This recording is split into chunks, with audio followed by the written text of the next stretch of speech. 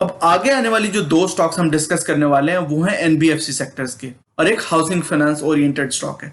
NBFC की जब बात करें, नॉन बैंकिंग फाइनेंशियल कंपनीज की, तो बजाज फाइनेंस से ज्यादा स्ट्रॉन्ग फंडामेंटल्स वाला और स्ट्रॉन्ग हिस्टोरिकल परफॉर्मेंस वाला स्टॉक आपको शायद ही कहीं मिलेगा।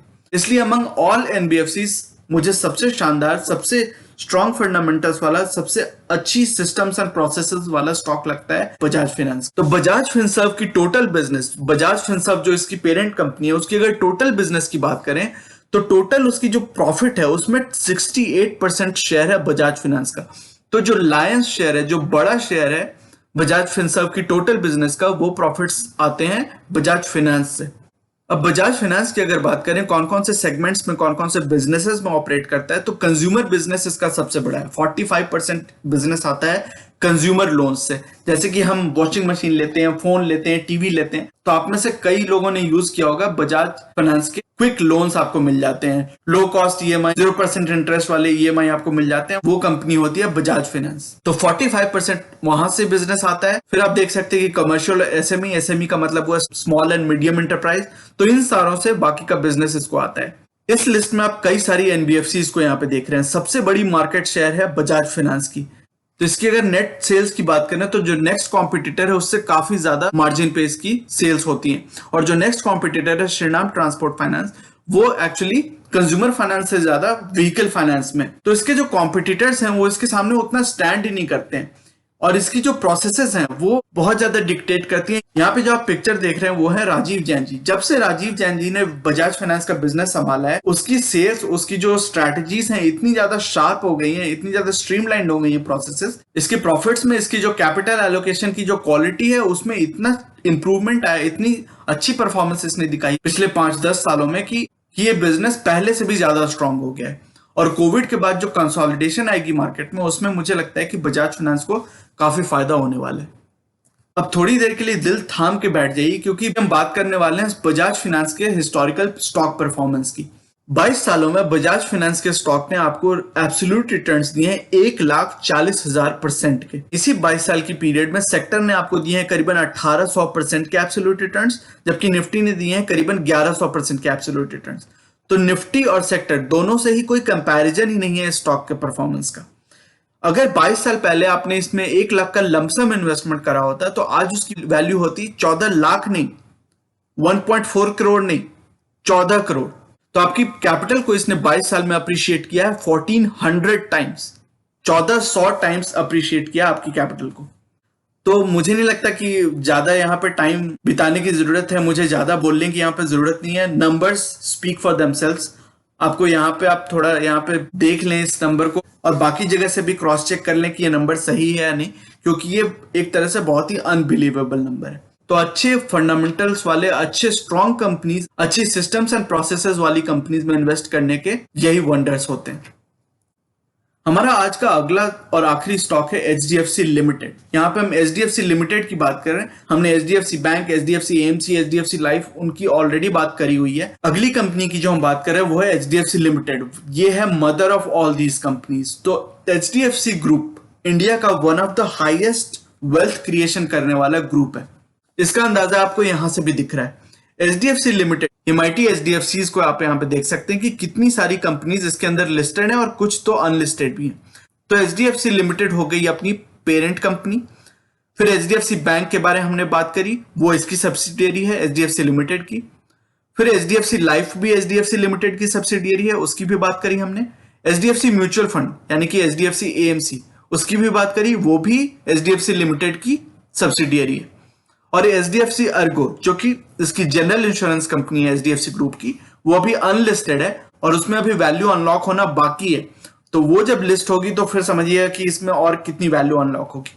तो इन सारी धाकड़ कंपनीज, मतलब अपने अपने सेक्टर की नंबर 1 कंपनीज है। इसमें से आप किसी को भी उठा के देख लें, सारी की सारी अपनी सेक्टर में लीडर है और उनको इतनी इज्जत से देखा जाता है, इतनी रिस्पेक्टेबल कंपनीज हैं। इसकी सिस्टम्स एंड ऑपरेशंस इतनी तगड़ी हैं, इतनी स्ट्रीमलाइंड है कि मैं जितना भी बोलूं उतना कम होगा, तो मैं कम ही बोलता हूं। इसकी प्रॉफिट आफ्टर टैक्स आप देखेंगे कैसे इंप्रूव होती रही है ईयर ऑन ईयर। और यहाँ पे तो केवल 5 साल की हिस्ट्री है, लेकिन एचडीएफसी लिमिटेड बहुत ही पुराना स्टॉक है, काफी सालों से लिस्टेड स्टॉक है। तो आप जब इसकी और भी पुरानी हिस्ट्री, हिस्टोरिकल परफॉर्मेंस देखेंगे, प्रॉफिट आफ्टर टैक्स की या फिर रेवेन्यू की, अर्निंग्स की, ईपीएस की, आप कुछ भी उठा के देख लें, उसमें आपको ग्रोथ ही दिखेगा, ऐसा मेरा पूरा भरोसा है। और आप इस पाई चार्ट में देख सकते हैं कि ये काफी रिटेल फोकस्ड इसकी बिजनेस रहती है, इंडिविजुअल्स को लोन देती है। 76% जो इसकी बिजनेस आती है वो इंडिविजुअल लोन से आती है। फिर कंस्ट्रक्शन फाइनेंस को लोन देती है, रेंटल डिस्काउंटिंग पे देती है और कॉर्पोरेट्स को लोन देती है। तो इसकी जो बिजनेस है वो काफी रिटेल फोकस्ड है। इस पाई चार्ट से ये हमें समझ में आ रहा है। और जैसा हमने बात करी, 3 कंपनीज इसकी लिस्टेड है, along with HDFC limited itself इसकी 3 और सब्सिडियरीज लिस्टेड है, और 2 और जो इसकी सब्सिडियरीज हैं वो लिस्टेड अभी नहीं है। वो जब लिस्ट होंगी तो और भी इसमें वैल्यू अनलॉक हो सकती है, इसकी प्राइस में अप्रिशिएशन और भी दिख सकता है, क्योंकि इसकी जो अर्निंग्स और रेवेन्यूज होंगी वो और भी बढ़ जाएंगी इन द फ्यूचर। यहाँ पे एनबीएफसीज में हम कंपेयर कर रहे हैं कि हाउसिंग फाइनेंस कंपनीज में सबसे बड़ी मार्केट शेयर है, सबसे बड़ी कंपनी है एचडीएफसी लिमिटेड। जो नंबर 2 प्लेयर है एलआईसी हाउसिंग फाइनेंस, उससे ऑलमोस्ट 3 टाइम्स है इसकी सेल्स। तो आप इससे बस अंदाजा लगा सकते हैं, इससे आपको समझ में आता है कि कितनी जो स्केल ऑफ बिजनेस है एचडीएफसी का वो कितना ज्यादा है बाकी कॉम्पिटिटर से, बाकी के प्लेयर से। अब एचडीएफसी लिमिटेड के ऑल टाइम परफॉर्मेंस की अगर बात करें तो 22 सालों का ट्रैक रिकॉर्ड हमें दिखता है। इन 22 सालों में इस स्टॉक ने आपको करीबन 7000% के एब्सोल्यूट रिटर्न्स दिए हैं, जबकि सेक्टर ने दिए हैं करीबन 2000% के एब्सोल्यूट रिटर्न्स, ऑलमोस्ट 1800% के। तो सेक्टर और निफ्टी दोनों को ही काफी ह्यूज मार्जिन से, काफी वाइड मार्जिन से इसने आउट परफॉर्म किया ओवर द लास्ट 22 ईयर्स। 22 साल पहले आपने अगर इसमें 1 लाख का लमसम इन्वेस्टमेंट करा होता तो आज उसकी वैल्यू अप्रिशिएट होके हो गई होती है करीबन 68 लाख। तो आपकी कैपिटल को करीबन 67.6 टाइम्स अप्रिशिएट किया है 22 सालों में एचडीएफसी लिमिटेड के स्टॉक ने। तो दोस्तों, मेरी overall thoughts about the BFSI sector ये हैं कि वैसे बहुत सारे लिस्टेड प्लेयर्स हैं बीएफएसआई सेक्टर में, और आप छोटे से लेके, छोटे बैंक से लेके, छोटी एनबीएफसी से लेके, मिड टीयर से लेके लार्ज और जायंट बिजनेसेस तक में भी इन्वेस्ट कर सकते हैं, और आप किसी में भी इन्वेस्ट कर सकते हैं as long as the fundamentals of the company, as long as the governance of the company is good. तो इसलिए हमने यहां पे कुछ फोकस्ड बिजनेसेस की बात की है जो अपने अपने सेक्टर के मार्केट लीडर्स हैं। हमने कई सारे सेक्टर्स को देखा, हमने बैंकिंग के स्टॉक्स देखे, हमने एनबीएफसीज देखे, हमने हाउसिंग फाइनेंस कंपनीज देखी, हमने लाइफ इंश्योरेंस बिजनेस के प्लेयर्स देखे, हमने जनरल इंश्योरेंस प्लेयर्स देखे, और फिर हमने एसेट मैनेजमेंट कंपनीज भी देखी। तो इन सभी में जो लीडिंग प्लेयर्स हैं, जो सबसे रेप्यूटेड, सबसे अच्छी कैपिटल एलोकेशन, सबसे अच्छा फंडामेंटल्स वाली बिजनेसेस है, कंपनीज हैं, आप उन पे फोकस करें, मेरी ऐसी थॉट प्रोसेस रहती है। तो इसलिए आप सबसे वेल गवर्नड फोकस्ड बिजनेसेस जो अपने बिजनेस पे फोकस्ड हैं और उसको आगे बढ़ाना चाहती हैं, जैसे बजाज फाइनेंस बहुत ही फोकस्ड बिजनेस है, वो कंज्यूमर फाइनेंसिंग में फोकस करता है, वो व्हीकल फाइनेंसिंग में कहीं नहीं चला जाता है, वो कहीं हाउस फाइनेंसिंग में नहीं वेंचर करता है, वो कंज्यूमर फाइनेंस पे फोकस्ड है, और उसी में उसकी जो डेटा ड्रिवन जो मोट है वो उस पर फोकस करता है। वही हमने यहाँ पे देखा कि प्रोसेस मोट, जिनकी जो ये मोट है, मोट का मतलब होता है competitive advantage, barrier to entry. तो बैरियर टू एंट्री जिन कंपनीज में, जिन बिजनेसेस में हाई हैं, आप उन पे फोकस करें। जैसे बजाज फाइनेंस, इसकी जो कंज्यूमर फाइनेंसिंग मॉडल है, इसके जो एल्गोरिदम्स है वो इतनी डेटा ड्रिवन है, इतने सालों से इन्होंने इतनी डेटा कलेक्ट किया है कि कंज्यूमर्स कैसे बिहेव करते हैं, किस कंज्यूमर की कितनी इनकम है, कितनी लोन्स है, उसके बेसिस पर इनकी प्रेडिक्टिव मॉडल्स इतनी स्ट्रांग है कि तुरंत ये प्रेडिक्ट करते हैं कि इनकी जो लोन की रीपेमेंट की प्रोबेबिलिटी है वो कितनी हाई है। उस कंज्यूमर को अगर ये लोन देंगे लो कॉस्ट पे, लो इंटरेस्ट ईएमआई जो दे रहे हैं, तो उसकी भरपाई होने के कितने चांसेस है। तो इनकी जो डेटा ड्रिवन एल्गोरिदम्स इतनी स्ट्रांग है कि उसको वो अच्छे खासे एक्यूरेसी के साथ प्रेडिक्ट कर पाते हैं, और ये कॉम्पिटिटिव एडवांटेजेस दूसरी कंपनीज के पास नहीं है, इतनी डेटा ही उनके पास नहीं है। तो ये जो डेटा इन्होंने क्रिएट किया over the past so many years, ये आसान नहीं है इसको ओवरकम करना दूसरी कंपनीज के लिए। तो ऐसी कंपनी जिनके पास ह्यूज मोट हो, प्रोसेस मोट हो, जैसे कि एचडीएफसी बैंक, इसकी जो सिस्टम्स एंड ऑपरेशंस इतनी स्ट्रीमलाइंड है, इसके जो लोन्स दिए जाते हैं इतनी रिगरस प्रोसेसिंग के बाद दी जाती है, इसकी जो कैपिटल एलोकेशन है इतनी स्ट्रांग है, वेल थॉट आउट है। इसलिए मैं कह रहा हूं कि जिस भी बिजनेस को आप उठाएं, जिस भी segment of the BFSI sector को आप उठाएं, उसमें मार्केट लीडर्स के पीछे जाएं, उसमें मार्केट लीडर्स को फॉलो करें, उनको समझने की कोशिश करें कि क्या उनके सिस्टम्स एंड प्रोसेसेस हैं, क्या उनकी कॉम्पिटिटिव एडवांटेज है, कंसोलिडेशन का फायदा उन्हें मिलेगा या उनके कॉम्पिटिटर्स को मिलेगा। तो इन सारी चीजों को जब आप एनालाइज करेंगे तो आप समझ पाएंगे कि कौन से बिजनेसेस पे आपको फोकस करना चाहिए। अब इस स्टॉक मार्केट इन्वेस्टिंग सीरीज की हमने जब बात शुरू की थी तो पहली वीडियो में हमने बात की थी कि जो सेक्टर्स हैं बहुत सारे स्टॉक मार्केट में, वो बीएफएसआई सेक्टर हो गया, IT, consumer durables, utility, telecom, auto, तो काफी सारे सेक्टर्स, मोर देन 10-15 सेक्टर्स को हमने एनालाइज किया था और अब उसमें बिहेवियर समझने की कोशिश की थी कि स्टॉक मार्केट के जो डिफरेंट सारे सेक्टर्स हैं वो कैसे बिहेव करते हैं in terms of seasonality, in terms of cyclicality. तो इस वीडियो को अगर आपने अभी तक नहीं देखा है तो एक बार क्विकली उसको ओवरव्यू ले लें, क्योंकि उस वीडियो से काफी सारी चीजें आपको क्लियर हो जाएंगी, समझ में आ जाए कि कौन से सेक्टर्स में आपको फोकस करना चाहिए और स्टॉक मार्केट के कौन से सेक्टर्स से आपको दूर रहना चाहिए और क्यों। उन दोनों के ही रीजंस उस वीडियो में हमने डिस्कस किए हुए हैं। उस वीडियो की लिंक अपर राइट कॉर्नर में आ रही है। तो रिटेल इन्वेस्टर्स के लिए मेरी ओपिनियन रहती है कि आप जो साइक्लिकल सेक्टर्स और स्टॉक्स हैं उनसे दूर रहें, क्योंकि उनकी जो साइक्लिकलिटी है, उनकी जो सीजनैलिटी है, उसको प्रेडिक्ट करना हमारा आपका काम नहीं है। आप म्यूचुअल फंड में अगर इन्वेस्ट करते हैं तो म्यूचुअल फंड मैनेजर्स ऑटोमेटिकली वैसी जो डिसीजंस हैं उसको रेगुलरली लेते रहते हैं। तो किसी सेक्टर में अगर उनको ग्रोथ प्रॉस्पेक्ट्स दिखती हैं फॉर द नेक्स्ट 4-5 ईयर्स, तो वो उसमें ऑटोमेटिकली इन्वेस्ट करेंगे उन कंपनीज में, उस सेक्टर्स में।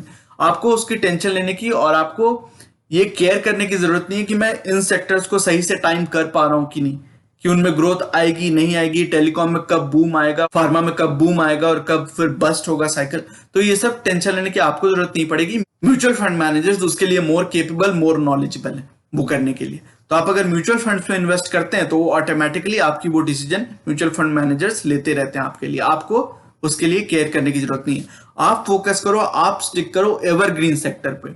बीएफएसआई, आईटी, पार्शियली ऑटो कह सकते हैं, फिर फार्मा के कुछ स्टॉक्स, स्पेसिफिक स्टॉक्स की बात करें तो उनमें आप इन्वेस्ट कर सकते हैं। फिर एफएमसीजी को जो बिजनेस होती है वो हमेशा एवरग्रीन होती है, हमेशा कॉन्स्टेंटली स्टेबल ग्रोथ दिखाने वाली होती है। तो आप इन सारे सेक्टर्स पे फोकस करो और इन सेक्टर्स में भी आप चुनिंदा स्टॉक्स पे जो मार्केट लीडर्स हैं, और केवल मार्केट लीडर्स ही नहीं, मार्केट लीडर्स होने के साथ साथ स्ट्रॉन्ग फंडामेंटल्स वाली जो कंपनीज हैं उन पे फोकस करो। ऐसी मेरी थॉट प्रोसेस रहती है। अब बीएफएसआई सेक्टर की जब बात करें तो मार्केट का बहुत ही बड़ा ये सेक्टर होता है। बहुत सारी कंपनीज आपको मिल जाएंगी और बहुत ही बड़ी कंपनीज, बहुत ही हाई मार्केट कैपिटलाइजेशन वाली कंपनीज इसमें आपको दिखेंगी बीएफएसआई सेक्टर में। तो चूंकि बीएफएसआई सेक्टर मार्केट का इतना बड़ा सेगमेंट है, और जब पहले की कई सारी वीडियोस में हमने बात करी हुई है कि जब इकोनॉमी को बढ़ना है तो बीएफएसआई सेक्टर को बढ़ना ही होगा। Without credit flow, without healthy credit flow economy की ग्रोथ नहीं हो सकती है, सस्टेन्ड इकोनॉमिक ग्रोथ नहीं हो सकती है over an appreciable period of time. तो वो अगर होना है इंडिया को अगर डेवलपिंग कंट्री से डेवलप्ड कंट्री बनना है ओवर द नेक्स्ट 15, 20, 30 ईयर्स, तो उसमें बीएफएसआई सेक्टर का बहुत ही बड़ा रोल होगा। ये आप गारंटी मान सकते हैं। अगर बीएफएसआई सेक्टर की ग्रोथ नहीं हुई तो इकोनॉमी ग्रोथ नहीं हो सकती है, और अगर इकोनॉमी की ग्रोथ होनी है तो बीएफएसआई सेक्टर की ग्रोथ होनी है। और बीएफएसआई सेक्टर की जब ग्रोथ होगी तो बीएफएसआई सेक्टर के जो स्ट्रॉन्ग फंडामेंटल्स वाली कंपनी है, जो स्ट्रॉन्गेस्ट प्लेयर्स हैं, उनकी ग्रोथ ऑटोमेटिकली होनी है, ऑर्गेनिक भी और इनऑर्गेनिक भी, मार्केट कंसोलिडेशन के कारण। तो बीएफएसआई सेक्टर के जो स्टॉक्स हैं या बीएफएसआई सेक्टर की जो टोटल आपको पोर्टफोलियो एलोकेशन है वो रखनी है 20 से 25% के बीच में। और कुछ सारे दूसरे सेक्टर्स में जैसे कि फार्मा और आईटी वगैरह का हमने देखा था कि इस एलोकेशन को आप थोड़ा कम रख सकते हैं 15 to 20% के बीच में। लेकिन बीएफएसआई सेक्टर और फिर एफएमसीजी सेक्टर, ये ऐसे सेक्टर्स हैं जिसमें मैं कहता हूं कि आप थोड़ा ज्यादा एलोकेशन रख सकते हैं। तो इसलिए बीएफएसआई सेक्टर में आप 20 to 25% एलोकेशन रख सकते हैं, और जो स्पेसिफिक स्टॉक्स हैं उसमें आप 10 to 12% तक की भी एलोकेशन रख सकते हैं, if you have a very strong conviction, if you have a very high conviction in those stocks. और वो स्टॉक्स बीएफएसआई सेक्टर के अंदर कोई भी हो सकते हैं, वो बैंकिंग स्टॉक्स हो सकते हैं, वो लाइफ इंश्योरेंस स्टॉक्स हो सकते हैं, वो अच्छी एनबीएफसीज हो सकती हैं, जनरल इंश्योरेंस प्लेयर्स हो सकते हैं। तो depending on your conviction, depending on your thought process, depending on your outlook for a certain sector और फॉर अ सर्टेन स्टॉक, आप एक स्टॉक को 10 to 12% की एलोकेशन भी रख सकते हैं। तो पूरे बीएफएसआई सेक्टर में 20 to 25% और किसी हाई कन्विक्शन स्टॉक में आप 10 to 12% की एलोकेशन भी ले सकते हैं। जैसा हमने कई सारी वीडियोस में जब हमने अलग अलग सेक्टर को देखा, एफएमसीजी सेक्टर की ऑलरेडी हमने वीडियो देखी हुई है, आईटी सेक्टर को देखा हुआ है, फार्मा को देखा हुआ है, ऑटो को देखा हुआ है, और आज हम देख रहे हैं बीएफएसआई सेक्टर के स्टॉक्स। तो इन सभी सेक्टर्स की जब आप कंपनीज को रिसर्च करते हैं, उनमें इन्वेस्ट करने की थॉट प्रोसेस होती है आपकी, तो आप उन सारी कंपनीज के वेबसाइट्स पे जाएं, उनके प्रोडक्ट्स को समझने की कोशिश करें, उनके सिस्टम्स एंड ऑपरेशंस को समझने की कोशिश करें। जैसा हमने यहाँ पे कई सारी ओवरव्यूज देखी भी कि वो किस किस सेगमेंट में काम करते हैं, उनकी रेवेन्यूज कहाँ से आती हैं, प्रॉफिट शेयर कहाँ कहाँ से आते हैं, कितनी उनकी एक्सपोजर रिटेल बैंकिंग में है, रिटेल कस्टमर्स में, कितनी एक्सपोजर होलसेल यानी कि कॉर्पोरेट बैंकिंग में, कॉर्पोरेट क्लाइंट्स में। तो इन सारी चीजों को जब आप समझते हैं तो आपको समझ में आता है कि कौन से स्टॉक्स में कॉम्पिटिटिव एडवांटेज है, और वो जब आप समझ पाते हैं तो आपकी लॉन्ग टर्म कन्विक्शन बनती है स्टॉक्स के अंदर। एफएमसीजी सेक्टर की जब हमने बात करी थी तो उन सारे प्रोडक्ट्स को समझने की कोशिश की थी। हमने देखा था कि कितने सारे जो प्रोडक्ट्स हैं उसमें कुछ कुछ कंपनीज की कितनी बड़ी मोट क्रिएट होती है, कितनी बैरियर टू एंट्री, जैसे नेस्ले की हमने बात की थी। उसी तरह जब आईटी सर्विसेज की बात की थी तो हमने समझने की कोशिश की थी कि वर्ल्ड में कितनी सारी कंपनीज में, कितनी सारे कंट्रीज में इनकी बिजनेस फैली हुई है। ऑटो सेक्टर की जब बात की थी तो हमने समझने की कोशिश की थी कि इनकी जो ब्रांड रिकॉल है, जो मार्केट में ग्रिप है, जो मार्केट का शेयर है, वो कितनी बड़ी है इन कंपनीज की, कितनी डेट फ्री कंपनीज है या फिर लो डेट कंपनीज है।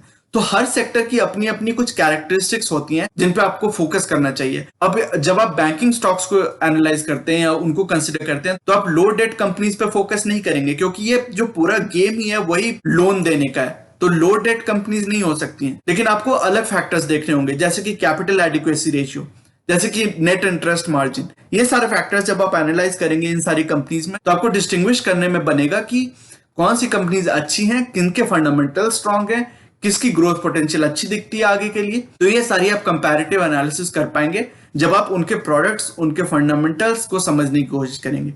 और जब आप ये समझ जाएंगे तो आपकी लॉन्ग टर्म कन्विक्शन बनेगी इन स्टॉक्स में।